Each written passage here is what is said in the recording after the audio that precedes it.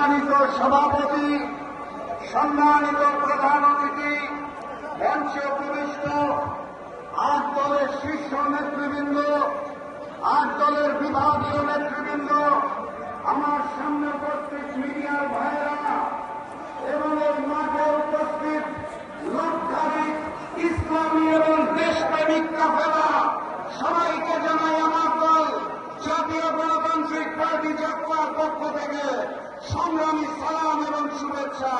আসসালামু আলাইকুম। সংগ্রামী সাথী এবং বন্ধুগণ, আপনারা জানেন দেশনেত্রী বেগম খালেদা জিয়া অসুস্থ। আমরা তার সুস্থতার জন্য দোয়া করি, কিন্তু আজকে যে দেশনেত্রী অসুস্থ তার পিছনে দায়ী হচ্ছে ওই হিন্দুস্তান এবং ফ্যাসিস্ট শেখ হাসিনা। তাকে জেলখানায় বন্দী করে রেখে দিনের পর দিন স্লো পয়জন করে আজকে এই অবস্থায় নিয়ে আসা হয়েছে। আমি গতকাল দেখলাম ভারতের তৃণমূলী মুখ্যমন্ত্রী ফ্যাসিস্ট শেখ হাসিনাকে যারা আশ্রয় নিয়েছে সেই হিন্দুস্তানের নরেন্দ্র মোদী খালেদা জিয়ার সুস্থতা নিয়ে উদ্বিগ্ন এবং তারা সহযোগিতা করতে চায়। আর ওই বিএনপির মিডিয়া সেল গর্বের সাথে সেটা প্রচার করছে। হিন্দুস্তানের নতুন বন্ধু এই বিএনপিকে আমরা চিনি না। ৭২-এর সংবিধানকে দেশনেত্রী বেগম খালেদা জিয়া বলেছিলেন ছুঁড়ে ফেলে দেওয়া হবে।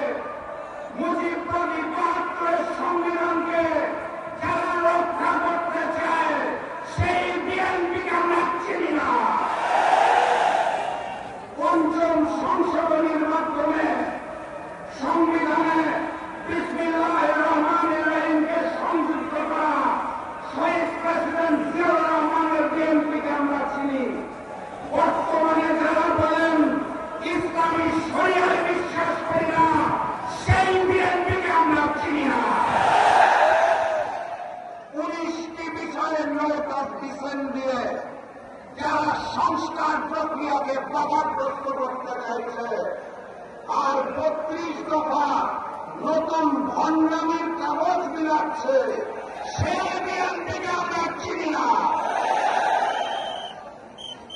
15 মাস আগে যারা অত্যাচারিত ছিল, মজলুম ছিল, বর্তমানে যারা চাঁদাবাজি, রাহাজানি, খুনের মাধ্যমে নতুন করে চালু করেছে সেই বিএনপিকে আমরা চিনি না।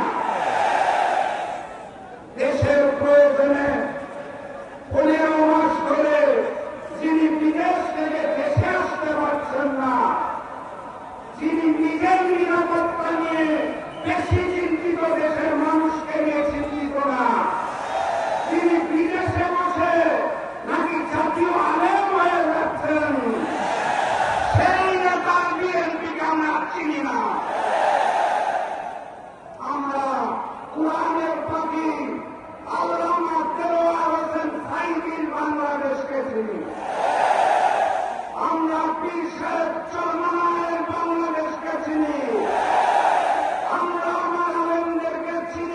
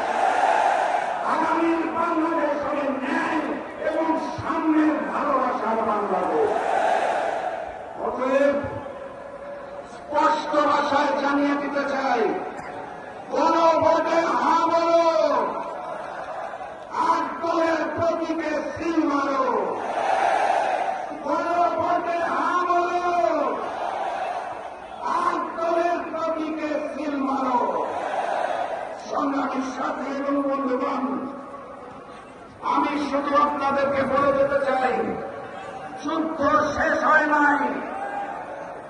যুদ্ধ জয়ী হয়ে ঘরে ফিরবেন, তার আগে বরিশাল বিভাগের কেউ ঘরে চলে যাবেন না। আজকে এই ঐতিহাসিক সমাবেশ থেকে স্লোগান শুরু হবে।